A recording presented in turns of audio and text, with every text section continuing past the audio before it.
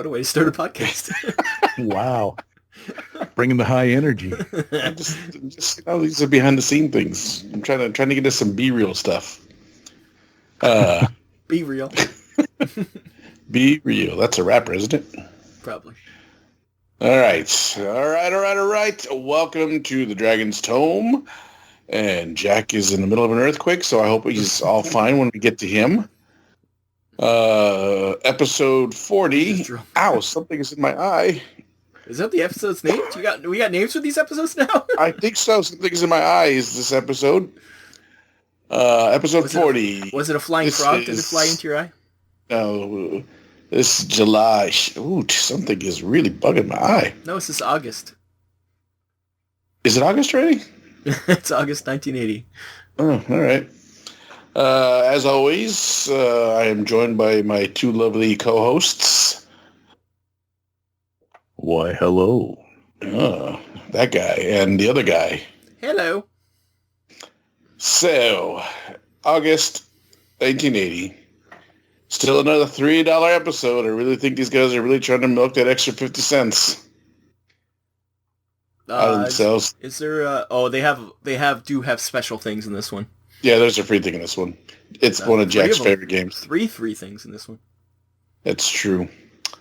But we got some cover art going on here. We have some dragon frogs. By Dave Trampier, who does Wormy? I think. I wish we had some frame of reference of size of these frogs. Right now I'm envisioning the size of hummingbirds. I'm visiting dragon size. I never thought to even deign to know.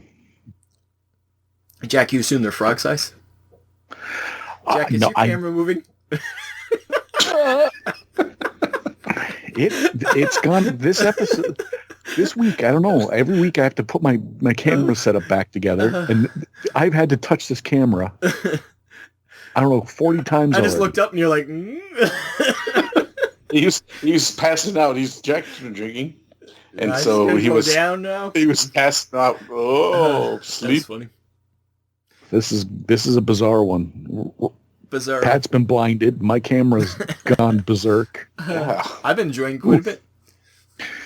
Okay. So, well, we got dragon frogs. Dragon frogs. While the cover art is nice, it's unremarkable to me. Hey, it's well done. Yeah, it's Jack likes frogs. Yeah, it's well done, but I'm just like, oh, it's dragon frogs. There's a bunch of them. I never gave it too much thought. So, yeah. Like if I didn't know Dragon Magazine and I was walking in a nerd store, this cover would not catch my eye. I think it was something to do with fishing. So, that's true. These are some crazy lures. All right, well, cover nicely done. Let's move on. So, are we going back to the Dragon Rumbles one more time? Yeah, this one's all right. All right. This one's the Origins 1980 recap. Oh, I think we mentioned probably a month ago at this point, Origins got screwed over by University of Delaware at the last minute, so they had to switch to Widener University. Do you know where Widener is, Pat, by any chance? I don't, actually. I think it might be in, not Illinois, somewhere in the middle, anyways, between I will Delaware look it and Jew. I will look it up while you're talking about it. They said the con was good, but the exhibition hall sucked because it was so small. They didn't expect to be that small. They expected a lot more room, so everybody was kind of shoved together, and it didn't make for much space between aisles, which would be terrible in an exhibition hall. I know. It was Widener University is in Chester, Pennsylvania. I knew it was in between. Yeah. So it's imagine that being in they had to deal with what they dealt with, but they pretty much once again Jacket. He's a bit more of a nice guy because he's just like, well, they did what they could with what they had, you know. Yeah. But he does say that cons should start looking to go to pro-convention buildings instead of universities, which we know they do. As we go to Gen Con, probably when this episode comes out, actually, we might be at Gen Con. Well, Gen Con at this point still is at a university. That's what I'm saying, though. But I don't know when it starts, but eventually ends up at huge convention centers. So when they go to Milwaukee, I think. So it's interesting that he predicts the fact that they need the more space. These are getting huge. So And he also he does get a little mad because Dragon didn't win the best magazine, first time for a long time. And he does throw some shade at the other magazine for being small in size because it was only 5x7. He's like, if we were 5x7, we'd be like Reader's Digest. We'd have so much space.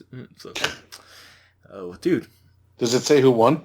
Yes, it was Journal of Travelers 8. The Journal of the Travelers Aid Society. So is that the Traveler Journal? Yeah, it must be. Game Designers Workshop. Is that Traveler? I think it might be. I think that is Traveler. Yeah. GDW? Yeah, I think it is Traveler.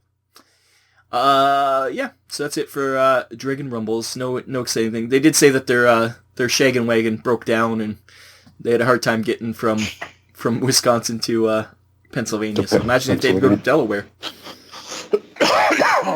I-95, Pat. You know the I-95? I do. I-95. You know it well? I do know it well from my Baltimore days. Yeah, so that's what they had to take. Anyways. Oh, my Baltimore, Chester, New York days. Right there. All right, yeah. Mr. Spike, what do you got for an article? Are you hammering something too? Is there a gunfight outside? Yes, there is. Are you promoting Boot Hill, the game? It's Canada Day. It's Canada Day. Spoiler, that's when we're recording. Let's go to PDF page 20. 20! Don't drink this cocktail. Throw it. That is correct. Don't drink this cocktail, throw it. And it is basically a discussion of, in this guy's gaming group, that flaming oil turned into like the meta. It was people would stop carrying swords because it was burning oil was carry a torch and some oil. Yeah. What did they just roll around barrels of oil? How much oil do these people have on them?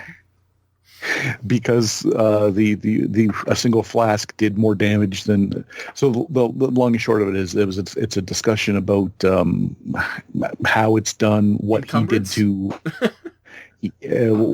did to make it less likely that you would just have like 6 or 7 vials of oil on you. I would just have them fight salamanders constantly.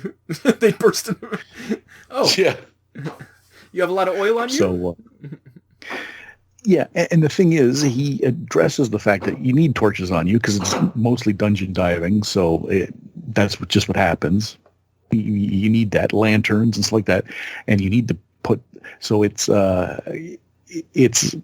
his mitigating the necessary evil that is these components of what should be a normal dungeon dive, and stopping it from becoming a super weapon. So, well, I don't think it doesn't need that much discussion. You threw away all your oil to destroy that monster? Well, now you have no oil for your torch. You're in pitch darkness. How do you like that? Yeah. Like, or you can no longer light your lantern because you're out of oil. Yeah, it solves itself, I think. It solves itself in that they have to buy like 10 flasks of oil. Okay, that's the money cost. But he said that at some point, if you have your backpack with nothing but flasks of oil in it and you get hit or injured, there's a chance that you're going to end up being an oil-soaked... well, that's true. I mean, you fall down in a 10-foot pit trap. You know, how many of your flasks of oil are going to... One little spark comes off that torch. You're the human torch. So the spoiler alert... he made it so that his players couldn't... with 100% certainty, wander around humping these big flask after flask of oil torches in these poorly ventilated small spaces and not have some sort of repercussion. Carbon dioxide poisoning. Yeah. So that was you're was in a my small room and you lit some fire. Right? Your oxygen is all gone. Yep. That's funny. And in the end of the article, he said, and then, what's good for the goose is good for the gander. So then he started using, like, every bunch of kobolds they come up to. They come up with oil, and so the players were, so, yeah. So it's a mutual destruction? It's like the nuclear arms race right here? Well, they're all there with flasks, and they all got torches, and they're all just looking at each other. Don't you throw it. I'll throw mine if you throw yours. Don't do it. Yep. Nice. All right. I guess my turn. He forgot he was in charge again. I did. For like half a second, I did. Why is nobody talking? I'm in charge. Page 34, we'll go to. 34. The Other Where. This is one of mine too. Yeah. Yep. So, again, more beasts and more talking lycanthropy. Some of these are weird. Some more Jurassic Parkish, like the Were Saber. Oh, I like the Were Saber and the Were Dire. I think they're fun. I like saber tigers and dire wolves. What can I say? Yep, the Were Ram. These are just... you're missing the best one that I want to be. Were Sloth? The Were Bison? No, Were Sloth. I skipped over that. Yeah, they don't really do anything because they because just hang there. If you force them to attack, they'll attack, but most of the time they just run away. because sloths test my patience. Oh. You don't like sloth? I was in Costa Rica once upon a time. Yeah, I have a story. We were in a hotel that was built in the jungle, so it incorporated a lot of the branches of the trees. And in the breakfast hall, it was open out to the jungle, and then you could see sloths. And there was one time eating breakfast, there was a sloth maybe an arm and a half lengths away from me. I couldn't really touch it, but it was right there. And as I'm eating my breakfast, I'm watching this thing try to climb the tree, and it was taking so long, and I was getting angry at it. You're like, hurry up! Move your freaking arm already! It was like, boy, it just got hooked, so it was like this. You couldn't even eat your eggs. You were so invested. And then the in other arm sloth. would come up like this. And it was. If I could, I would have shook that thing.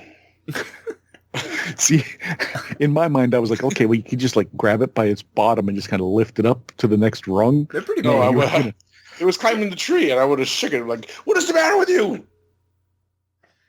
Well, you're just mean. Apply yourself. So It's horrible. But yeah, my lycanthropy types is back to the article. Yeah, some. I mean, it's just the other were types you didn't think. Mainly in response to the AD monster manual that lists all the major types. I think at the end of that listing it says other, and they're like, there's generic stats for other types of wares. Yeah. They did. I guess the original one really went into depth, and then the AD&D one didn't, and this guy got a little angry about that. So, you have anything to add to this, Rob? Since Nope. you picked this up? Weresloth. That's all I'm going to say. I want to be a Weresloth. Ugh. That's all it is. I'd want to shake that thing. I wouldn't care if you shook me. That's the beauty of being a sloth. Yeah. Whose turn is it? It would be your turn. Well, you stole all mine, so I'm going to go to page 12. All yours. I only had one. Oh. I know. I didn't have much. This one is all about fantasy in reality, but it's really focuses on what's it called? Believe it or not, I'm walking on air. Okay. I don't know why you're singing that song. I had to do it because it says "Believe it or not, fantasy as reality." He's got no I thought choice. it was Ripley's "Believe It or Not" was the. Oh. But it's pretty much going against what Guy Gax said about how you can't put reality in fantasy stories, and it talks about chivalry and sorcery, the game, and of course RuneQuest, and about how you can have the thing, and it's finally articles about other games other than D&D. So it's like I said, Sure. There's lots of RuneQuest articles now. Because it was probably about a couple months ago that they said they're not getting enough articles about other games. Just enough time for people to write articles about other games and send them in. So RuneQuest is like the antithesis of D&D, I guess, right? It is. It puts the reality. It puts the reality that Gary Gygax says you can't put into a game. Yeah. Anyways, I just wanted to point out. Gary Gygax's anti-fairy stance. He's got some weird ideas. I still don't know why elves don't have souls. I'm still confused about that one.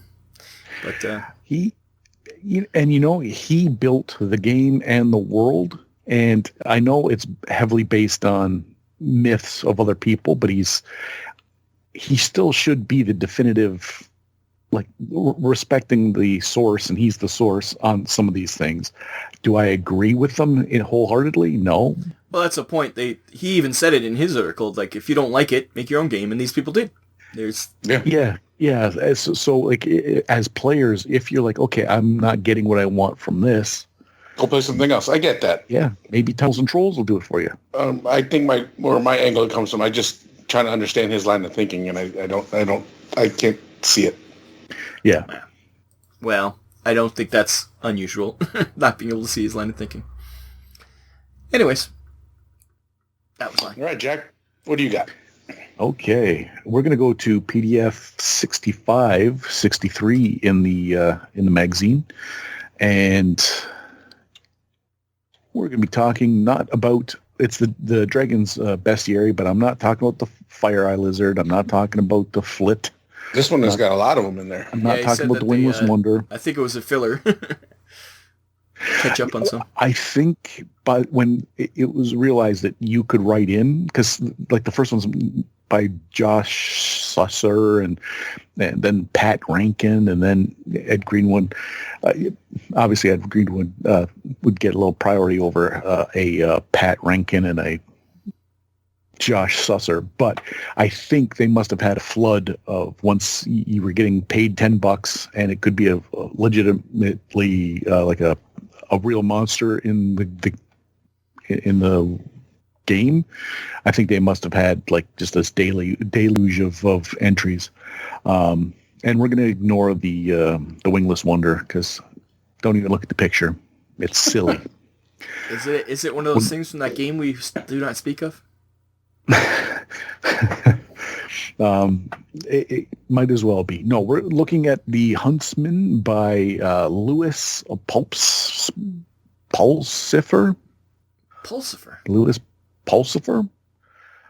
Like isn't that one of Maynard's side projects? Take out the L and yeah, Pulsifer. Oh, okay. There's just some small humanoids that knowledge to look at. The reason I'm bringing this up, the reason why I'm wasting all of our time, my time and yours, is that it has an excellent mechanic in that when you kill one, its hit points that it had go to the next one if there's more than one in the group up until a certain point, and it adds like this exponentially harder as you kill more. Because the more of them come, they're like a horde. They just come more and more of them. And it was a very interesting mechanic that I hadn't seen before, and would probably be pretty cool. A nightmare to track, but also it would be a very big surprise if you didn't describe them by anything other than their humanoids and whatever, and you wondered how the hell we. Why is there more and more? Every time I kill one, two more appear. And so it was a very interesting, and they capped out. So eventually, if you had to do a lot of damage to the remaining ones, then eventually they were dead. But so you wouldn't. It's not impossible to kill them, but they're. But it would be a big surprise, like I said, if you had just described them as underground dwelling humans, and you went, "Oh, what are they? I don't know. They're pygmies or yeah, some humanoid of some sort." There's tons of them. The little Gretches and whatever the little goober things were. Drugars. Yeah. So, yeah, that's mine. One of the many monsters that were presented, but that's the one I chose. All righty. My turn, I guess. So let's go to page 38. Ooh, 38. I knew he'd pick this one. Given the undead or even break. Why would you know I would pick this one? Yeah, I saw this as Pat had it all. Pat written all over this one. This I found it kind of funny. It was kind of a revised undead turning chart that would give a more realistic sense of how clerics and undead interact with each other. His point one of his points he makes is that like a fairly low level character can turn a what's the word he used, master or high level lich. Yeah, like by just being lucky. Mm-hmm. Now we had talked about that even I think this falls into that fumble. Yeah, you critical. shouldn't be able to finish the big boss man just because you happen to roll well. Yeah. Yeah. So I think it was an okay way to chart. And he does make a couple of good points. But the level of your cleric can only do certain levels of enemies, hit dice of enemies. Yeah. And then you even just there shouldn't even be a remote chance if you're not even close. So, I think if I was still playing this type of D&D, I would probably use this chart because I do like it. There you go. But nobody ever plays cleric, so you don't have to worry about that. Believe it or not, we had the guy. You know, my best friend who passed away just recently, Don, was always our cleric. Special man, then. Yeah, he was also the unluckiest cleric who would forget to heal himself and then never tell anyone what he was doing. I'm sure I talked about this, but it always sits to me in my head where we're on a ship, he casts Walk on Water, starts punching holes in the side of the ship, but then gets hit by a stray arrow and only had 1 hit point left, and then died, and then drowned, and we couldn't save him because he didn't tell us where he was.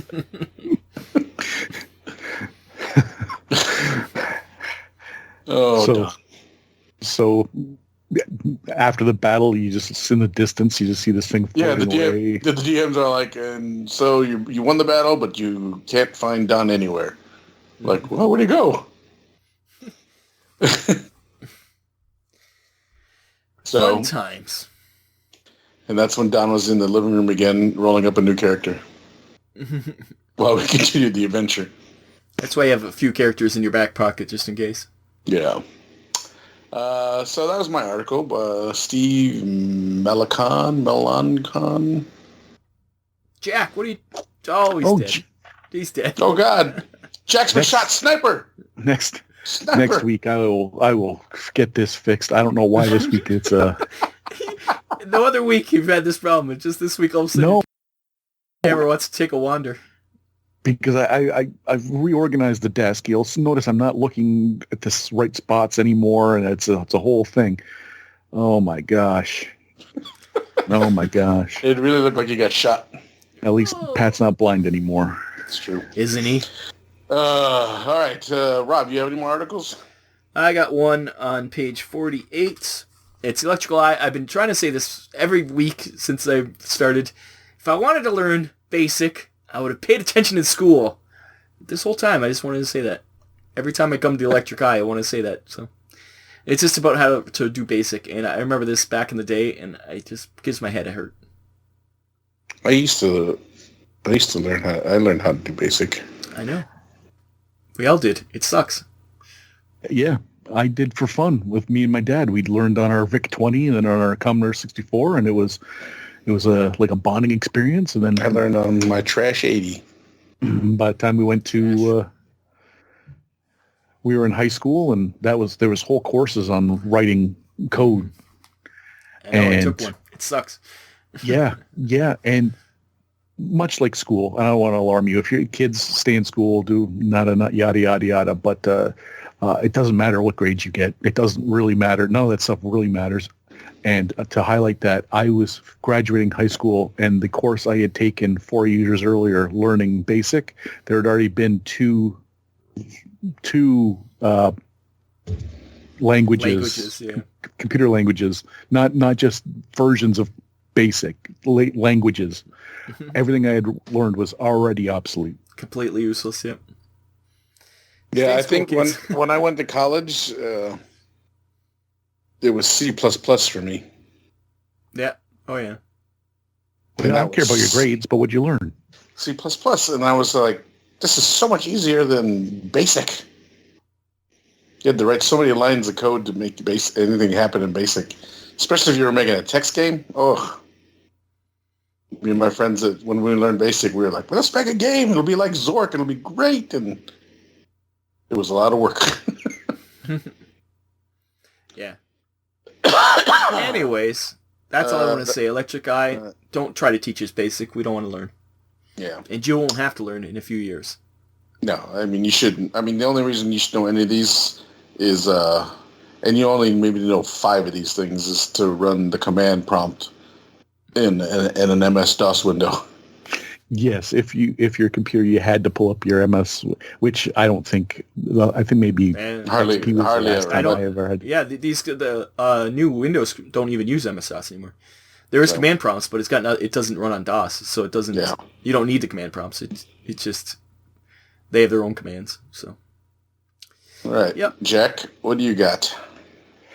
I'm out of articles. I just have one ad. RT plays. All right. Well, then I guess my last article will go to page 43. Ooh. 43. What's on 43?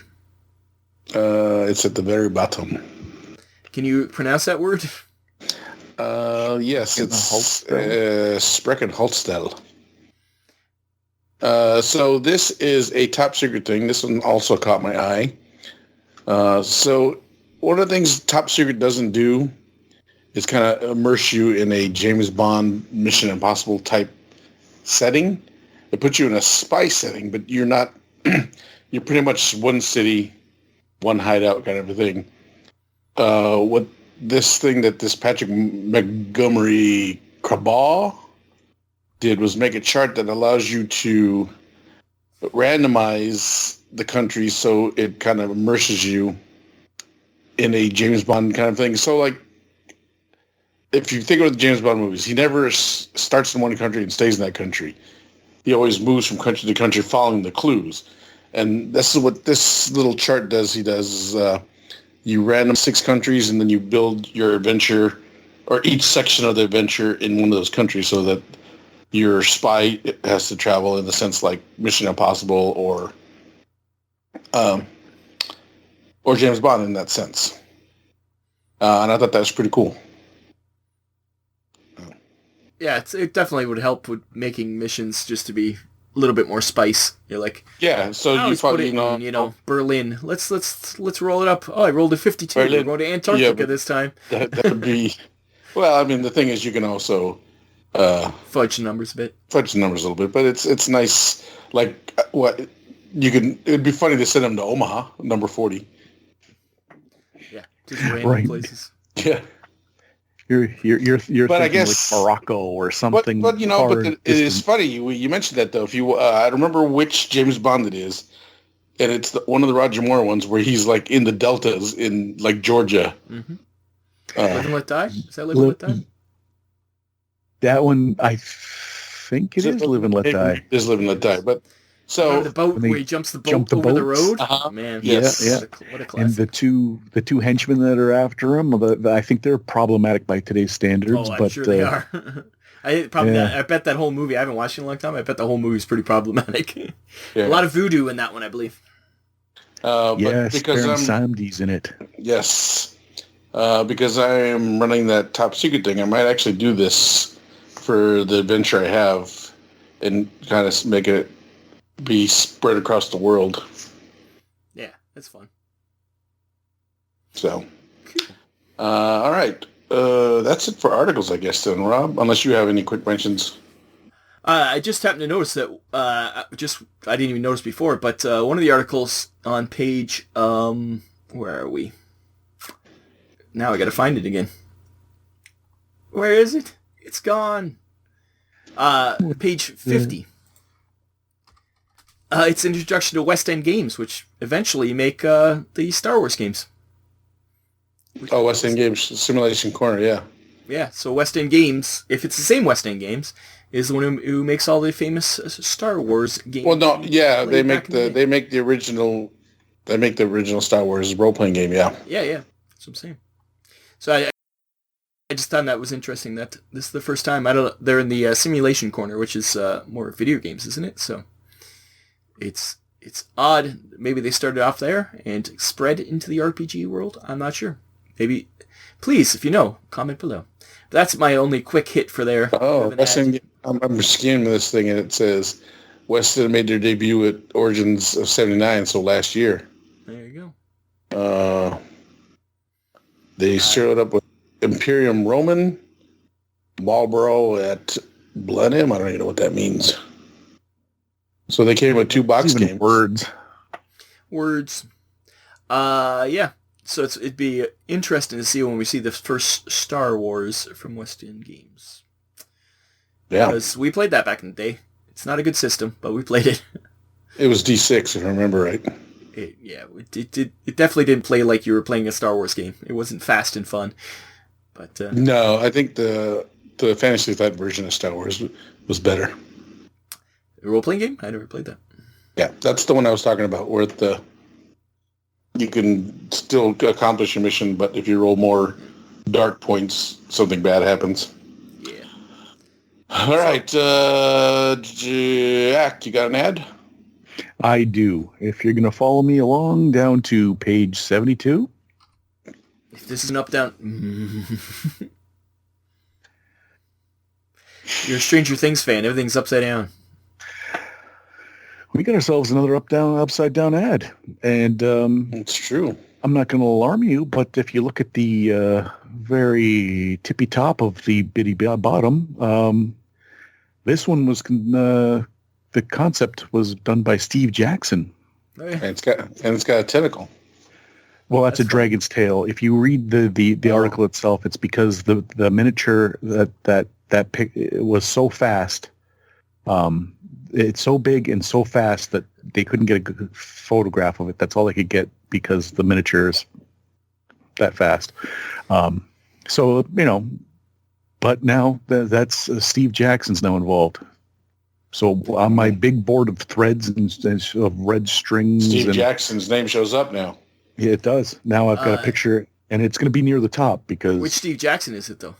I assume it's the older Steve Jackson, not the. It's got to be the Steve Jackson. There's only one, right? No, there's 2. There's 2 Steve Jacksons in the hobby world. One's British, one's American. I think we're going to go with the American one because one did Ogre, and then the other one did like Munchkin. So I need to put 2 pictures up. We don't know which one it is. Yeah, but I wonder, did he demand that this is such a good idea for an ad? I need my name on this. I'm going to go with the Ogre guy because Munchkin hasn't been created yet. Yeah, I think the Munchkin guy is a little bit younger, but who knows? Anyways, I believe it's the British version did the Munchkin version. I don't remember. Jack will have to dive in that. Yeah, we'll continue as long as this, because I'm not going to say it's the level of, say, like Bigfoot or the Chupacabra, but it's above crop circles in skunk apes. Yeah, skunk apes. Yes, I'm in and around there in the level of involvement of this conspiracy. So we'll get the follow along for the Cryptid Corner. And we'll keep our eye on these upside down ads. What happens to the day that they stop doing these upside down ads? Will you just start crying? No, my life's been a waste. I'll actually be relieved because are not national nightmares over? I've committed to this bit, and I probably should have packed it in 3 episodes ago. But you commit to the bit, right? Yep. If there's some way I could end it with saying one joke 3 times, and yep. I'm on board with helping you though. I'm gonna keep backing you. I'm gonna keep pushing you forward. Okay, perfect. And I'm gonna push you right off the cliff. Rob, what do you got for an ad? It's not really an ad. It's a weird thing. It's real life. It's on page 51. Real life clerics. TSR Hobbies needs you. And this is TSR asking for clerics to reach out who played D&D or TSR games, D&D and AD&D in particular, which is weird. And they're asking. Doesn't say why they're asking for them to reach out to them, but it's very odd. It's like does it say clerics or clergy? Real life clerics. It says so. It's cleRgy. Yeah. It's associated religion, possess first-hand knowledge of the games also, but it's they want people of faith who are playing D&D, maybe for like some kind of conference or something to say, hey, this isn't satanic, or maybe I think more logically, because they're playing D&D, they opened a portal. And there's a demon inhabiting their offices now, and they need clergy to come, a young priest and an old priest to come and clear the place out. Exactly. Oh. You know, This is around the time The Exorcist came out, too, That's 1980s. right. We wondered what happened to Tim Kask, and maybe he's in a maybe he's floating a vessel bed with now. his He's head a vessel. That's right. turned around and Shooting pea soup at people. yeah, and doing something unholy with a crucifix. Mm-hmm. I see this. I think we know what's happening. So there you go. So I found that very odd. That's just an odd thing to put in your magazine. It's interesting because obviously they needed some sort of feedback or something like that, and it's or some kind of rebuttal letter. Who knows? Yeah, I'm guessing it's this is the beginning of Satanic Panic's just starting, and the joke was at the beginning TSR loved it because their numbers started going up, and then it got out of hand, and I think they're maybe trying to nip it in the bud right here at the early stages, but obviously it doesn't work because by like 85 or something like that, they're burning like books and Oh yeah. Schools were taking banning it. You weren't allowed to. I've known many people who said as a child that they weren't allowed to play D&D because their parents thought it was satanic, and that's probably into the 90s. Like it's just crazy. But yeah, we all know it is satanic, but you're supposed to embrace it. God. Yes, God, come on. Hail Satan. Oh, all right. This video is demonetized. That's all right. We have no monetization. I got one small article ad to go, and that's on page 43. 43. Back to here again. In the very bottom right-hand corner. Windmill Hobbies. Batavia, very far away. If you thought Rhino's Hobbies and Elgin was far away, Batavia was even farther. But one day, my cousin wanted to drive out there, and he asked if I wanted to come, so I went with him. Oh, you told me at that time. That was the time there was a sloth hanging from some of the games? Yes, and we ran that son of a bitch right over. Move. I need to get... Yeah. Was it a good place, or was it not worth the drive? It was a nice place. I mean, I wouldn't have gone back out there again, but it does have a large selection, especially since they did mail order. Was it? Well, it reminds me of what's it called? It reminds me of what's the place we went to? Noble Knights? Noble Knight, yeah. Oh no, it wasn't like that. I'm just saying that's the same idea. It does mail order, and it was a big selection. Yeah. So it's kind of we did a long trip to get there, so. But that was worth it. We still did that thing. Yeah. I mean, but we would we do it again? Me and you? Probably not. But if Jack was to show up one day, when Jack was able to find his way outside his door, we would probably make that trip again. That. Yeah. Was Windmill Hobbies in a windmill? That's my question. No. Why is it? But there are because there are windmills in the Batavia area. It's like a very vacation-y spot. You can rent these kind of cottages, and it's kind of like a very Dutch-like town. Damn Dutch. Never trust a Dutchman. Yeah. So, but it's a very pretty place, and a lot of places to get bed and breakfasts, and take your significant other to for a good weekend. And buy some RPGs. If that place was still open, that would be great. Maybe it is. You better go out and check. So, but that's all I got for this, and that should wrap us all up, right? I believe so. I think so. Anything else. Yeah. I think that's it for episode 40. 40. It feels weird that we're done.